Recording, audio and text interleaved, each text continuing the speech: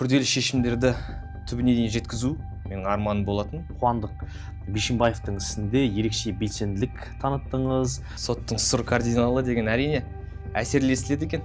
Қазіргі таңда Жамбыл облысының аумағында арақсыз ауыл жобасы бойынша 32 ауыл түгелдей алкоголь өнімдерін сатудан бас тартқан. Бұрын отбасылық тұрмыстық зорлық-зомбылық көрсеткен адам әкімшілік жауапкершілікке тартылып, немесе айыппұл, татуласу ретінде құтылып кететін болса жазадан, қазір ол қылмыстық істер қатарына жатады. Армысыз көрермен, сіздермен қайта қауышқанымызға аса қуаныштымын. Бүгінгі біздің қонағымызбен бірден таныстырайын. Әділет жолында иілмейтін мінезімен, сот залындағы салмақты сөзімен және тік позициясымен танылған тұлға, әлеуметтік желідегі жұртшылық оны соттың сұр кардиналы санаған Байзақ ауданы прокурорының орынбасары, атышулы істердің алдыңғы шебінде жүрген прокурор Саяхат Нұрбеков мырза. Саламатсыздар. Қош келдіңіз.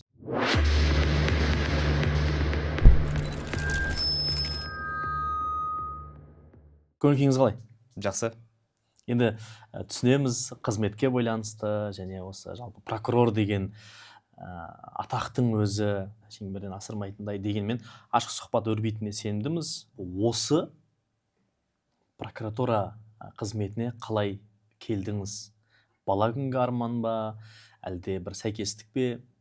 Мен жоғарғы оқу орнын оқып жүрген кезінде осы заң үстемдігін қамтамасыз ету, азаматтардың құқықтарын қорғау және күрделі шешімдерді түбіне дейін жеткізу менің арманым болатын. Прокуратура саласына дейін мен сот жүйесінде жұмыс істегем.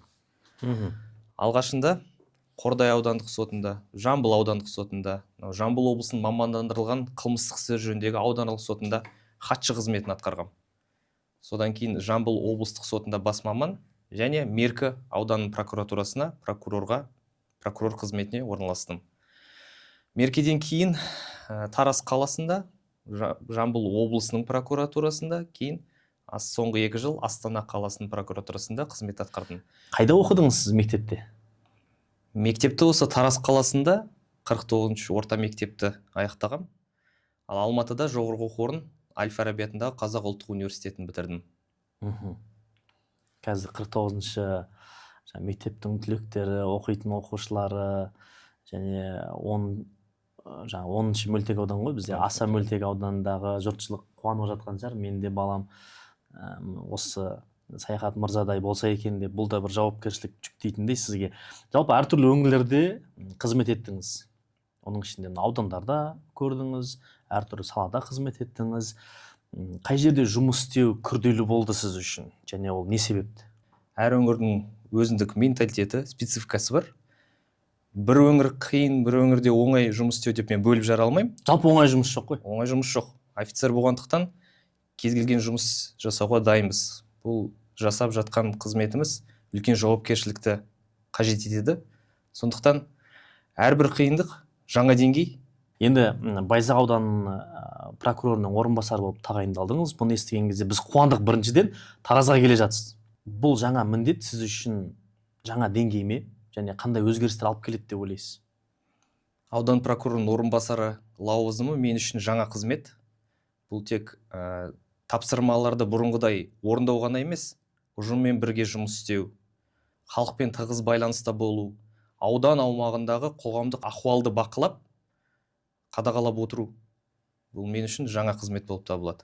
Қазақстандағы ең атышулы процестердің біріне қатыстыңыз, ол Қуандық Бишімбаевтың ісінде ерекше белсенділік таныттыңыз.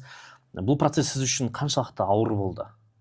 Жалпы процесті жүргізу жағы ауыр болды ма, әлде онлайн ашық түрде өтті ғой процесс? Сол жақтағы әрбір сөзіңіз үшін бір жауапкершілікті сезіну ауыр болды ма? Бұл процесске қатысу менің кәсіби тұрғыда да және өзімнің жеке өмірімде де ауыр істердің бірі болып табылады. Себебі әрбір біздің жасаған ісіміз, әрбір сөйлеген сөзіміз бұқаралық ақпарат құралдарымен, халықпен қаралып, сыналып, талқыға салынып отты. Осы жері ауыр болды деп санаймын. Әлеуметтік желіде және де бұқаралық ақпарат құралдарында республикалық сізді соттың сұр кардиналы деп атады. Осы атау сізге қаншалықты сәйкес келеді деп ойлайсыз? Соттың сұр кардиналы деген әрине әсерлі естіледі екен. Өте әсерлі. Бірақ мен өзімді олай атамас едім. Мен негізгі прокурордың жұмысы менің ойымша.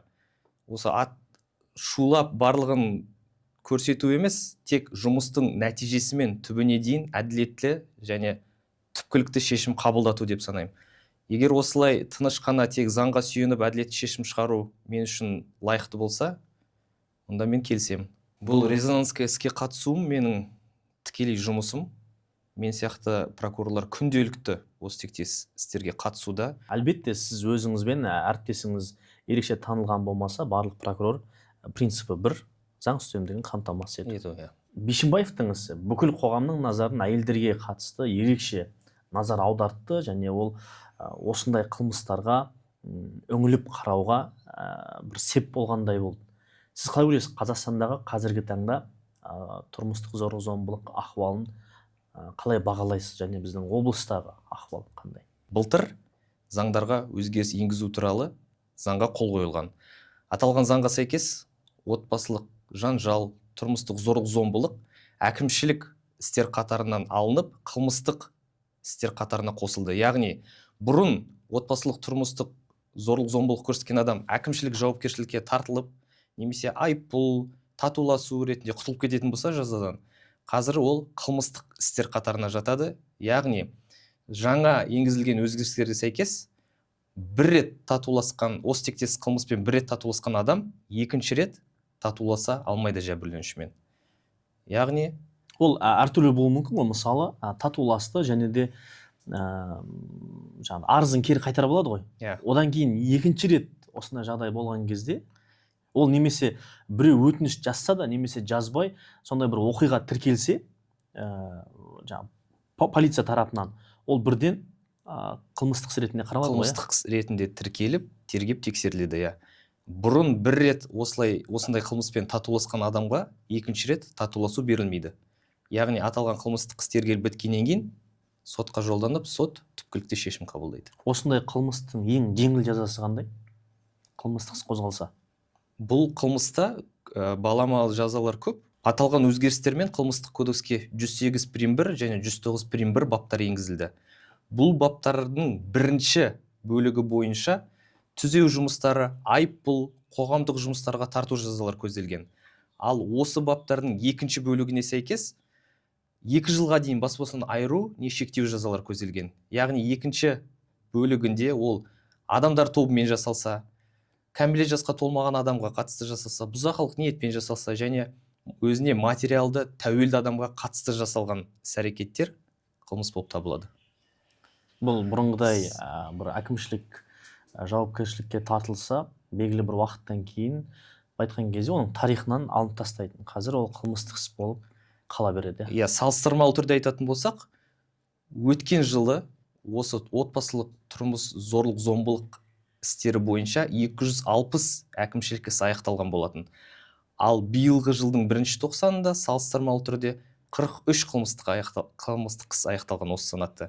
Яғни бұл дегеніміз заңға енгізілген өзгерістер өз септігін тигізуде деп санаймын. Айтыңызшы, мысалы, көп жағдайда тұрмыстық зорлық-зомбылық құрбандары полицияға жүгінуге қорқады. Немесе тартыншақтайды. Бір әділетсіздік орын алып қалама деген сияқты үрей болады. Осы үрейді қалай жоямыз? Осындай проблема көп па қазір? Жәбірленушілердің полиция қызметіне жүгінбеуі осы тұрмыстық зорлық-зомбылық қылмыстарының негізгі бір кемшілігі деп айтсам болады. Өйткені жәбірленушілер бұрынғы менталитет бойынша полицияға арыз жазсақ, ол кәдімгі ұят болады, кәдімгі тұрмыстық зорлық-зомбылық ретінде өздерінің отбасылық проблемаларын деген сияқты қабылдайды деп санайды, шара қолданбайды деп ойлайды. Қазіргі таңда аталған санаттар қылмыстық іс болғандықтан полиция қызметкерлері бірден қылмыстық іс қозғап, тергеп тексеру жұмыстарын жүргізеді.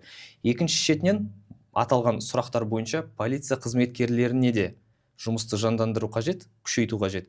Осы тектес арыздар түскен сәттен бірден тіркеп, тиісті шараларды қолдану қажет. Сайхат мырза, енді нақты жобаларға көшсек, жалпы атқарылып жатқан жұмыстар бар.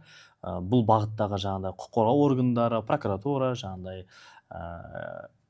ішкі істер қызметі болсын. Енді осы облыс прокуратурасымен қандай жобалар нақты жүзеге асып жатыр? Тұрмыстық зорлық-зомбылық болсын, немесе жалпы қылмыспен күрес бағытындағы жобалар және қылмыстың алдын алу бағытындағы жобаларға тоқталсақ. Жамбыл облысы прокуратурасымен бірнеше жобалар қазір жүзеге асырылуда. Заң үстемдігін қамтамасыз ету мақсатында қоғаммен байланыс, қауіпсіз Тараз, қауіпсіз Шу, қауіпсіз Қордай жобалары жүзеге асырылады. Біздің негізгі мақсатымыз тұрмыстық отбасылық зорлық-зомбылық қылмыстарын көптеп тіркеу емес, оларды алдын алу. Аталған бағытта бір өзіме ұнайтын бір жоба бар, арақсыз ауыл жобасы. Қазір таңда Жамбыл облысының аумағында арақсыз ауыл жобасы бойынша 32 ауыл түгелдей алкоголь өнімдерін сатудан бас тартқан. Оның ішінде көптеген ауылдары осы прокуратура органдары мен жергілікті уәкілетті органдардың ұйымдастыру барысында бір келісімге келіп, халық арасында осылай алкогольден толықтай бас тартқан. Яғни, мысалға айта кететін болсақ, Байзақ ауданында Базарбай ауылы биылдан бастап толықтай алкоголь өнімдерін сатудан бас тартты. Статистика бойынша былтыр осы 2024 жылдың 1 тоқсанында аталған ауылда 9 қылмыс тіркелген болатын. Биыл 2025 жылдың 3 айында 2 қылмыс тіркелген. Менің ойымша, осы жобаның нәтижесінде қылмыстардың саны елеулі төмендеген деп санаймын. Айқын, мысалы салыстырып көруге әшейін қарапайым нәтижесін қандай екенін көріп отырмыз қазір. Өйткені көптеген қылмыстар осы алкогольдің себебінен, салдарынан орын алуда. Жамбыл облысы, Байзақ ауданы, Базарбай ауылының тұрғындарына, сол ауылдың халқына алғысымыз шексіз, және сол жақтың кәсіпкерлеріне де алғысымыз шексіз. Өйткені негізгі жалпы мынау сауда-саттықта, азық-түлік дүкендерінде негізгі бір табыстардың бірі осы алкогольдік өнімдерден келеді ғой. Енді соны бас тартып, әлеуметтік жауапкершілікті мойындарына алып, осы бір қоғамды ізгілендіру, қоғамды дұрыс бағытта жастарды тәрбиелеу жолындағы жұмыстары жемісті болсын. Алғыстан басқа айтарымыз жоқ. Қуаныштымыз. Алдағы уақытта басқа да ауылдар осы жобаға қосылады деген үміттеміз. Бәріміз де соған бағытталған жұмысты одан ары қарай жалғастырамыз. Нақтылайыншы, осы ауылдардан өздері ұсыныс түсе ме? Ешқандай бір айтқан кезде бағыттаусыз, немесе барып сәл бір мәжбүрлеусіз, халықтың өзі ниеттестік білдіріп отыр ма? Прокуратура мен жергілікті атқарушы органдар бірлесіп, халықпен, оның ішінде кәсіпкерлермен кездесулер ұйымдастырады да, осындай ұсыныс тастайды. Халық бәрі бір ауыздан қолдап, кәсіпкерлер қарсы болмаса, осы жоба аясында алкогольден түгелдей бас тартады. Алдағы уақытта бар, ұсыныс түсіп жатқан? Әрине бар. Алдағы уақытта осы тектес жұмыстар барлық ауылмен жүргізілетін болады. Енді қай ауыл келсет, жоба бойынша сатудан бас тартады. Қай ауыл жартылай келсет деген сияқты. Жақсы. Енді ауданға көшейік. Байзақ ауданында сіз қызметке келгеніңізге неше уақыт болды? 1 айдан асты. Өзіңіз 1 айда қандай жұмыстар атқардыңыз? Халықпен өзіңіз кездестіңіз бе жүзбе-жүз? Әрине. Бардыңыз ба? Осы 1 айдың ішінде 5 ауыл мекенде ауылдарға барып, халықпен кездесу ұйымдастырдық. Қазір өзім жұмыс барысы бойынша тергеу саласын қадағалағандықтан, қазір қоғамда ең көп қылмыстардың тіркелгені ол интернет алаяқтық бағытындағы түсіндірме жұмыстары өзіммен жеке жүргізілді. Яғни халықтармен кездесу ұйымдастырылып, осы интернет алаяқтыққа қалай жол бермеу керек, қалай құрыққа түспеу керек, сол сияқты түсіндірме жұмыстары, оның ішінде әлеуметтік желілер арқылы жұмыстар жүйелі түрде жүргізілуде бізбен. Алдағы уақытта графикте бар ғой, белгіленген. Әрине. Барлық ауылдарды аралап шығып, әрине, жаңағыдай ауылдық округтер бар, түгел қамту жоспарыңызда бар. Әрине, барлық ауылдарды аралап. Мәселен, жаңағыдай сіз барып қойған ауылдарда сол тұрғындар бәлкім қонақта болған шығар, немесе ауылында емес, сыртта жүрген болса, сіздің жеке қабылдауыңызға немесе сондай бір жаңағыдай жиындарға бара ала ма? Өзге ауылдарда қалай біледі оны? Мысалы, жаңа Базарбай ауылының тұрғындары, мысалы көршілес Түймегентке бәлкім барып сол жақтан қатысқысы келеді, сол жақтан өзінің бір мәселесін айтқысы келеді. Біз өзіміздің ұйымдастыратын жиындарымызды тек сол ауылға ғана хабарламаймыз. Жалпы жергілікті уәкілетті органдар мен әлеуметтік желілерде жарияланып хабарландыру. Қандай парақшада әлеуметтік желіде? Мен өзімнің жеке парақшамда, осы әкімдіктің парақшасында жарияланып, осы күні прокурормен кездесу өтетін орны, уақытысы бәрі көрсетілетін болады. Жақсы. Енді қараңызшы, әлеуметтік желіде сіздің негізі қызметіңіз бар, және әлеуметтік желідегі жұмыс, ол сіздің айтқан кезде негізгі жұмысыңыз болмаса да, бірақ о жаққа дайректке, комментарийға халықтың өзінің жеке мұң-мұқтажымен жазып жатқандар баршылық шығар. Әрине, дайректке, комментарийге ол да сіздің негізгі жұмысыңызға кіріп бара жатқан секілді деп ойламайсыз ба? Тиісті болып жатқан сияқтысыз. Халық алдындағы жауапкершілігіңіз осыған алып келе жатқандай. Жоқ, ол мен негізгі жұмысымнан бөлек, әрине өзіме жекеме жазған адамдарға жауап беруге әрдайым тырысамын. Осы бағытта бір мен сұрағым келіп отырғаны, нақты бір жобаны қолға аласыздар ма? Мәселен, Астанада сіздер әріптесіңізбен осылай кері байланыс орнату мақсатында эфирге шығып жүрдіңіздер, немесе бір видеолар жариялап отырдыңыздар дегендей, ол сол практиканы осы Жамбылда, Байзақта қолдануы. Қазіргі таңда осы тектес жоспар алдағы уақытта бар.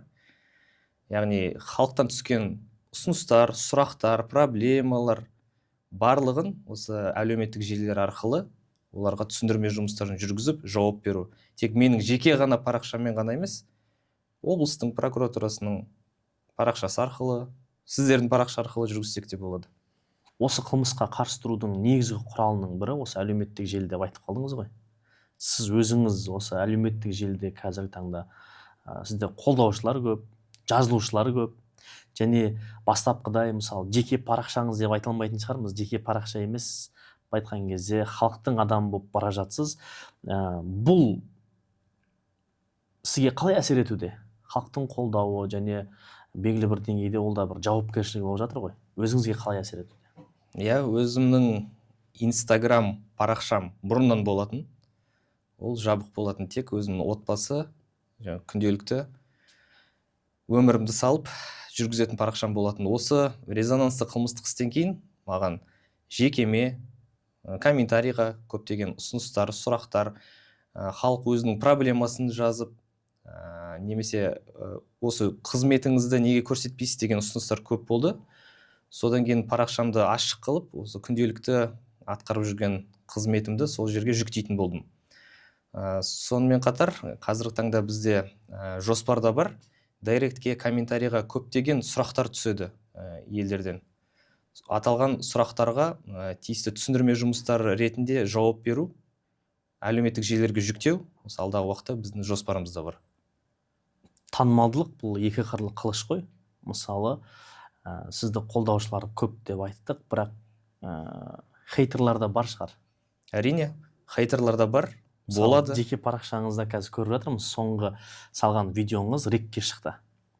200 мыңнан аса, бір-екі күн ішінде 200 мыңнан аса қаралым жинады, қаншама комментарий бар. Соның астында жақсы пікір жазушылармен қатар теріс пікір жазушылар да көп шығар. Бар ма? Және онымен сіз қалай қабылдайсыз ондай хейт? Ауыр қабылдамайсыз ба? Әлеуметтік желілерге жүктеген видеолардың астында жақсы комментарийлер мен әрине жаман хейтерлардың жазған сөздер көптеп кездеседі. Арасынан өзімізге қажетті жұмысқа қажетті сын ескертпелерді назарға аламыз. Бірақ көптеген видеоларына астында ұлт араздық, ар-ожданға тию, балағат сөздерді жазу комментарийлардың арасында көптеп кездеседі. Тек менің ғана видеомның астында ғана емес, жалпы әлеуметтік желілерде.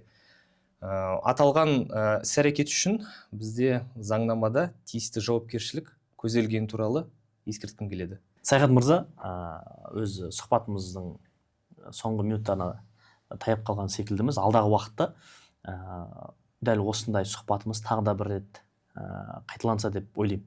Өйткені айтып тұрмын, келгеніңізге бір ақ ай өтті. Шамалы уақыттан кейін, бәлкім жарты жыл араға салып, қайта осында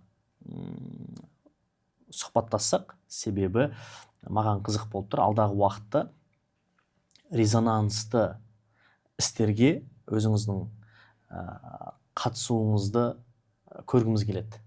Одан қарсы емес шығарсыз. Онлайн түрде, ашық түрде, облыс аумағындағы бір қандай да бір қылмысты ашу бағытындағы жұмыстарға, қылмысқа. Біздің облысымыздың ғана аумағында емес, жалпы республика көлемінде тәжірибелі прокурорлар өте көп. Осындай ашық сот отырысына қатыса алатын. Әрине маған ұсыныс келтірсе, қарсылығым жоқ, қатысуға әрдайым дайынмын. Жақсы. Егер қандай да бір мәселе туындап, немесе резонансты жағдай болса, ол процессі де ашық жүргізуге сіз де дайынсыз әрдайым. Әрине. Жақсы. Енді амбициясы жоқ адам болмайтын шығар. Сіздерде енді құқық қорғау саласында ма бар емес пе, жаңағыдай генерал болуды армандамайтын солдат, ол солдат емес деген секілді. Сіздің алдағы кәсіби мақсаттарыңызбен бөліссеңіз? Мен алға қойған мақсатым өзімнің осы жұмыс тәжірибемді одан әрі шыңдатып жетілдіру, азаматтардың құқықтарын қорғау, заң үстемдігін қамтамасыз ету, жаңа қызмет, жаңа лауазым, жаңа бағыт, аталған бағыттағы жұмысты одан ары қарай жалғастырамыз. Ал болашақта не болатын уақыт көрсетеді. Енді қазір қандай да жұмыстар атқарылса да, шыны керек, президенттің заң мен тәртіп қағидасынан туындап жатқан барлық жұмыстарда қарқын қосылған секілді. Прокуратурадан да соны байқаймыз, қазіргі біздің сұхбатымыздың өзі де соның бір айғағы деп ойлаймын. Көрерменге, халыққа өзіңіздің айтар бір кеңесіңіз бар ма? Өзіңіз айтып кеткендей, қазіргі прокуратура органдарымен, тек прокуратура органдарымен ғана емес, барлық мемлекеттік органдармен заң мен тәртіп қағидаты шеңберінде бір қатар ауқымды іс-шаралар жүргізілуде.